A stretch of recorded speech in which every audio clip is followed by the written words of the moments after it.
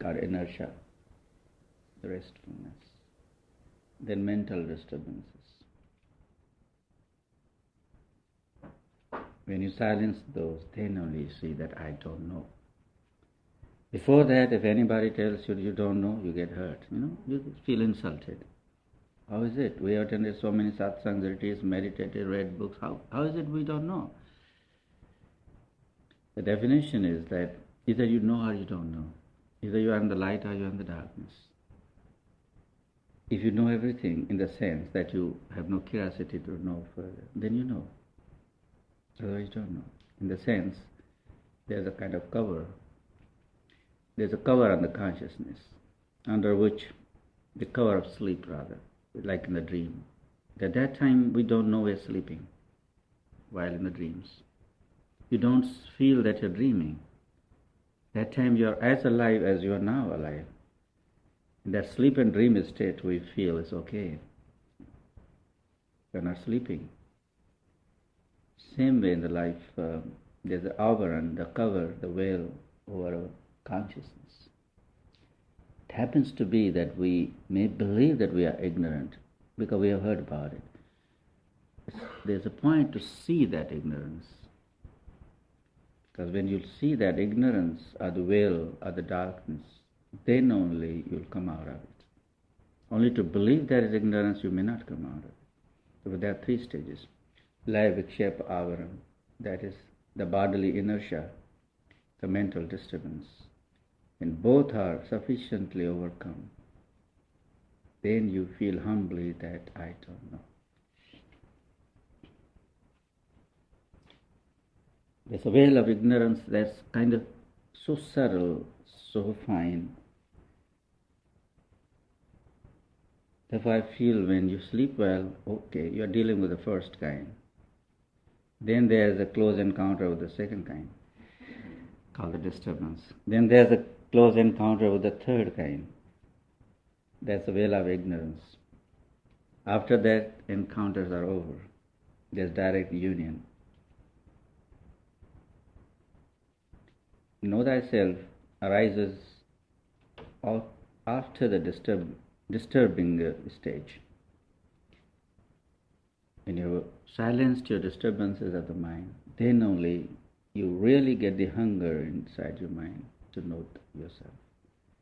Who am I? This real question comes real then, after mind is sufficiently free from noise.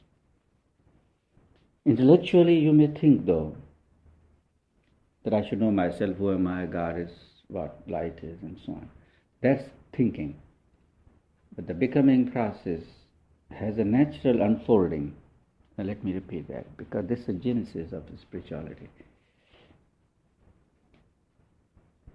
The real becoming process is unfolding process. It's not understanding or thinking process. That's right way below it. And that real unfoldment and becoming, we become aware of only after the noise or the disturbance of the mind is silenced. By any method though. Maybe the questions have been answered. Maybe a certain mood has come. Maybe the influence of a certain atmosphere.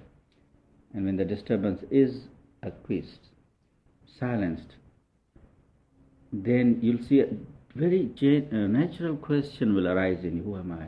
What's God? What's life? Why we are here? That's after the disturbance is over. So after you sleep well, you might have seen this, it's very common occurrence. After you have slept very well, sometimes daytime or nighttime, when you get up, you're happy that you slept well, but as soon as you begin the day's work, tremendous force of rajas, that disturbance of mind comes up. I slept so well, my God, again. My wife did this, my husband did this, everything is disturbing. Actually, disturbance was already there, but we were not aware because our mind was so tired. It had no energy left even to be disturbed. To enjoy, not enjoy. To be aware of the disturbance of mind, you have to have a healthy mind also. These are the stages, 3 stages. Laya, Vikshepa, Avarana.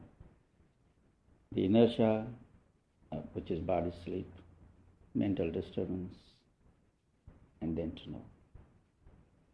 At that point, you will see the true meaning or definition of humility. That why it is, after knowing so much in the world, still one could say, I really don't know anything yet. That point you realize, because to know is not to understand, but to become. It's an unfolding process. This whole regeneration of your total being. As soon as you're aware of that ignorance or the veil or the cover, then you easily can tear it off and come out of it. So when you're falling into sleep, you're in the first stage. Sleep is not bad in the own sense. But let's say when you're meditating, or satsang if you're sleeping, that means it is a kind of hypnotizing you. In hypnotization, I don't mean it is hypnotization, but just to explain. In hypnotization, you react to what is uppermost in you. Some go to sleep and snore. Some feel very disturbed and negative. And some feel peaceful. These are three reactions. Those who feel peaceful are on the third stage. Those who feel more negative and disturbed are on the second stage. And those who go to sleep and snore, the first stage. The real knowledge or wisdom is a kind of light which is born within rather than understood only.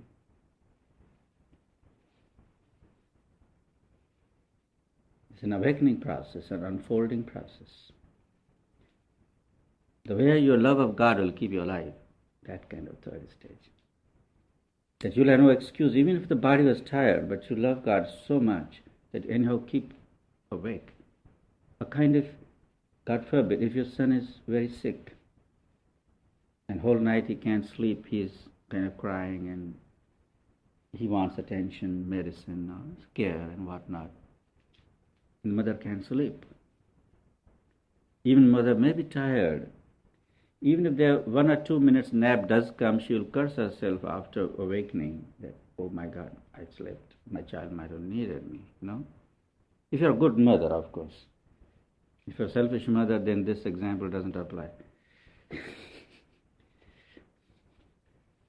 Mostly mothers are so. And you can't sleep even if you're tired. This is how when the love of God awakens you, you can't sleep. That's the first obstacle according to yoga practices. Laya, the drowsiness, the lethargy, the inertia.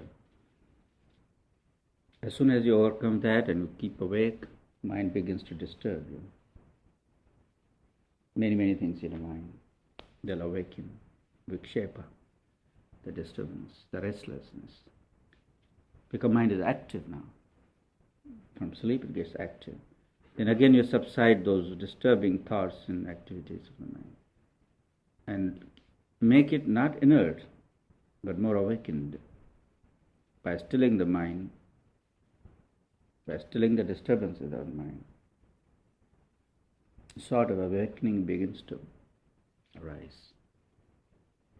That's the third stage. When you tear off the veil of darkness and come out of it. And that's not thinking, that's not understanding, that's not believing. That's simply unfoldment like a flower petals. Full blooming, that's called awakening, enlightenment. Full bloom, 1,000 lotus petals, 1,000 petals blooming. That's enlightenment. Where there is no darkness, no sleep, no disturbance, no fatigue. No worries, no anxieties, no doubts. Salvation. It's becoming, unfolding.